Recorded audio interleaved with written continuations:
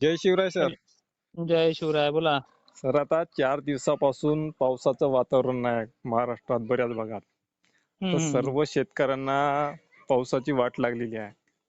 हम्म हम्म. आता कधीपासून पाऊस येईल किंवा पेरणी योग्य कशा तारखा राहील शेतकऱ्यांना सविस्तर विभागानुसार माहिती द्या. नक्कीच. आता महाराष्ट्रात काही 2 ते 3 दिवसांमध्ये पावसाचा प्रवेश होतोय हम्म. आणि अनेक भागांमध्ये हा पाऊस पडणार आहे. सुरुवात हम्म. तो पश्चिम महाराष्ट्रात अनेक ठिकाणी, हम्म. खानदेशात बऱ्याच ठिकाणी, तर तुमच्या भागामध्ये 1-2 दिवस उशिरा का होईना पण त्याची दस्तक राहणार आहे. हम्म.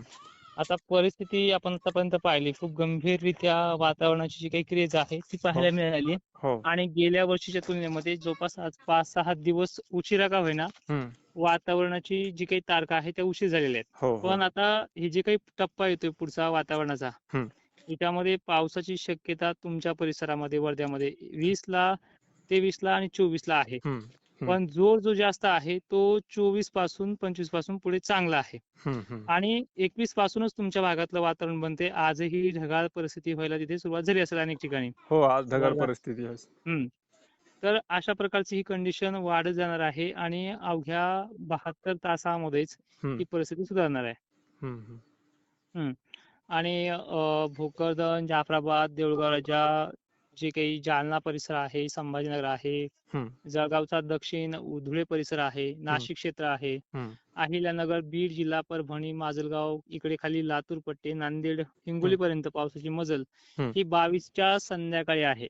आणि आता हम्म. पहिल्याच दिवशी पाऊस सुरू होईल, हम्म. त्याच्यामुळे लगेच सगळे 100% भाग तो घेणार नाही. बरोबर. आणि तुम्ही सुरुवातीला जे काही विचारलंय की पेरणीच्या तारखा कोणत्या राहतील, हम्म. कारण की काय झालंय, शासनाने स्वतः सांगितलंय की आम्ही सांगितल्याशिवाय पेरणी करू नका. त्यामुळे बरोबर. आपण तारखा देऊन ती जिम्मेदारी घेणार नाहीये. नाही नाही, बरोबर. त्यामुळे शेतकऱ्यांना जे काही आपण दरवर्षी आपल्या पद्धतीनं जितकी ओल झाल्यानंतर पेरणी करत असतो हो हो. पारंपरिक पद्धतीनं, हम्म. तशा पद्धतीने तुम्ही पेरणी करू नका. करा हम्म. तुम्ही त्या पद्धतीनं, कारण की हम्म. ते सूचक विधान आहे.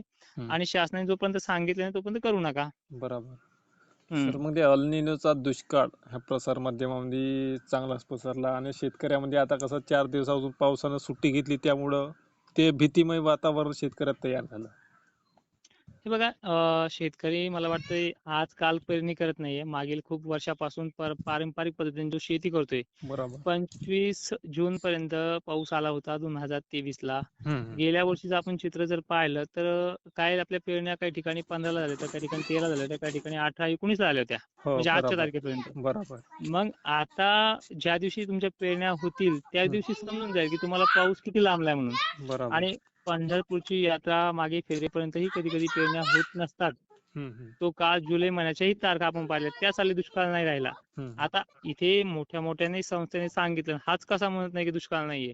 कारण की बरोबर. अशा प्रकारच्या घटना महाराष्ट्रामध्ये 3 वर्षाला 2 वर्षाला घडतात. हम्म. हम्म. गेल्या वर्षी पाऊस जास्त होता म्हणून ह्या वर्षी आपल्याला ते वाईट वाटतं.